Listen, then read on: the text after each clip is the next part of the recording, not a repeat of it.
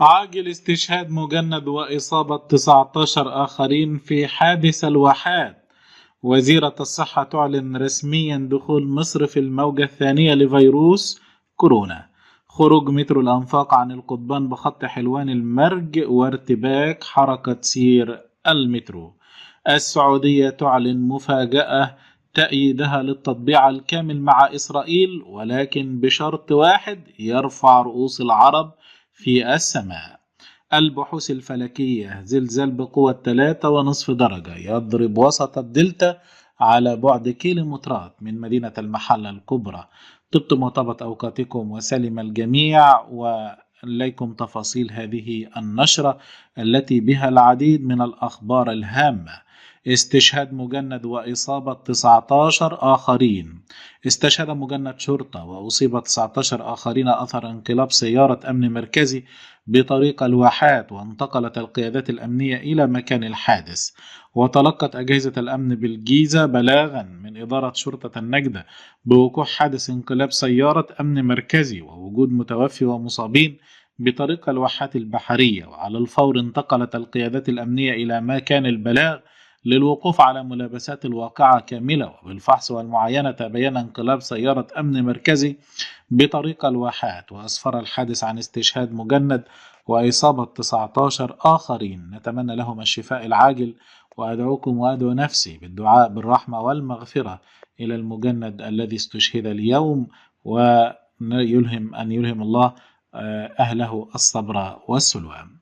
وزيرة الصحة تعلن رسميا دخول مصر في الموجة الثانية لفيروس كورونا. مفاجأة: عقدت وزيرة الصحة والسكان الدكتورة هالة زايد اليوم الأحد 22 نوفمبر اجتماعا مع رئيس هيئة الشراء الموحد اللواء طبيب بهاء الدين زيدان ورئيس هيئة الدواء المصرية دكتور تامر عصام للوقوف على مدى توافر الأدوية والمستلزمات الطبية تزامنا مع بدء الموجة الثانية لفيروس كورونا المستجد. وجاء ذلك بحضور كل من رئيس الشركة العربية للصناعات الدوائية والمستلزمات الطبية والرئيس غرفة صناعة الدواء وعدد من أعضاء غرفة صناعة الدواء. وأوضح مستشار وزيرة الصحة والسكان لشؤون الإعلام والمتحدث الرسمي للوزارة الدكتور خالد مجاهد أنه تم خلال الاجتماع مراجعة المخزون الاستراتيجي من الأدوية والمستلزمات الطبية لتوفير جميع الاحتياجات على المستوى المحلي، خاصة أدوية البروتوكول العلاجي لفيروس كورونا المستجد وأدوية الطوارئ والمستلزمات الطبية والوقائية. وأضاف مجاهد أن الوزيرة أكدت على أهمية توفير الأدوية والمستلزمات الطبية التي تقدمها مصر للأشقاء في مختلف الدول لمساندتهم في مواجهة الأزمات وفقا لتوجيهات القيادة السياسية في هذا الشأن. وأشار مجاهد إلى أن الوزيرة ناقشت مع رؤساء الهيئات الآليات والإجراءات اللازمة للتصدي لظاهرة بيع الأدوية للمرضى عن طريق التطبيقات الإلكترونية عبر الإنترنت وصفحات التواصل الاجتماعي، حيث أن هذه التطبيقات تقوم ببيع الأدوية أونلاين مما يؤثر على صحة وسلامة المواطنين، مناشدة المواطنين بالحصول على الأدوية من الصيدليات أو المنشآت الصحية. وتابع أن الوزيرة وجهت الشكر لرؤساء هيئة الشراء الموحد وهيئة الدواء المصرية، ومن جانبه وجه رئيس هيئة الشراء الموحد اللواء طبيب بهاء الدين زيدان الشكر لوزيرة الصحة. كما أكد رئيس هيئة الدواء المصرية دكتور تامر عصام استعداد الهيئة لتلبية كافة الاحتياجات من الأدوية الخاصة ببروتوكولات علاج فيروس كورونا تحسبا لبدء الموجة الثانية، موجها الشكر للدكتورة هالة زايد. من جانبه أكد رئيس غرفة صناعة الدواء دكتور أحمد العزبي على ضرورة اتخاذ كافة الإجراءات التشريعية والرقابية اللازمة للتصدي لظاهرة تداول الأدوية عبر التطبيقات الإلكترونية لما تمثله تلك التطبيقات من ضرر كبير على الصحة العامة للمواطنين، موجها الشكر لوزيرة الصحة والسكان دكتورة هالة زايد على التعاون الدائم لتذليل أي عقبات. خروج مترو الأنفاق عن القضبان بخط حلوان المرج، وهذه حقيقة وجود إصابات. شهدت حركة قطارات مترو الأنفاق ارتباكا بسبب خروج قطار ركاب أثناء دخول حوش محطة حلوان، وسقطت عجلات 3 عربات من على القضبان. وقالت مصادر مسؤولة أنه لم يحدث أي إصابات بين الركاب، وتم الدفع بأوناش هيئة السكة الحديدية لمحاولة رفع العربات وإعادتها على مسارها على القضبان لاستئناف رحلته أو نقل الركاب عبر قطار آخر. السعودية تعلن مفاجأة للجميع وتعلن تأييدها للتطبيع الكامل مع إسرائيل، ولكن بشرط وحيد: يرفع رؤوس العرب أجمعين في السماء. كم أنت عظيمة يا سعودية.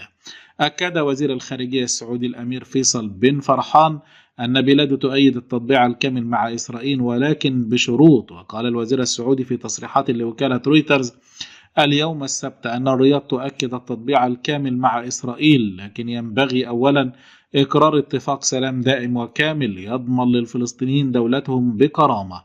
وكانت دول خليجية وعربية الإمارات والبحرين والسودان أعلنت مؤخرا تطبيع العلاقات مع إسرائيل وتعزيز التعاون معها في عدة مجالات. في مقابل، أبدت السلطة الفلسطينية رفضها لتلك الخطوة التي وصفتها بأنها خيانة للقضية الفلسطينية، ولكن ردت السعودية اليوم اعتبار الدولة الفلسطينية. فهل ستوافق إسرائيل على التطبيع مع السعودية في المقابل إعلان دولة فلسطين التي اغتصبها العدو الإسرائيلي منذ عشرات السنين؟ البحوث الفلكية: زلزال بقوة 3.5 درجة يضرب منطقة الدلتا. سجلت محطات الشبكة القومية لرصد الزلازل التابعة للمعهد القومي للبحوث الفلكية والجيوفيزيائية اليوم الأحد هزة أرضية بالدلتا على بعد 10 كيلومتر جنوب شرق مدينة المحلة الكبرى عاصمة الصناعة في مصر. وقال المعهد في بيان اليوم أن الهزة وقعت في تمام الساعة 11:52 صباحا بقوة 3.5 درجة على مقياس ريختر، وخط العرض 30-93 شمالا، وخط الطول 31-25 شرقا، وعلى عمق 21 كيلومتر. وأكد المعهد القومي للبحوث الفلكية أنه لم يرد للمعهد أي شعور من بعض المواطنين بهذه الهزة على الإطلاق.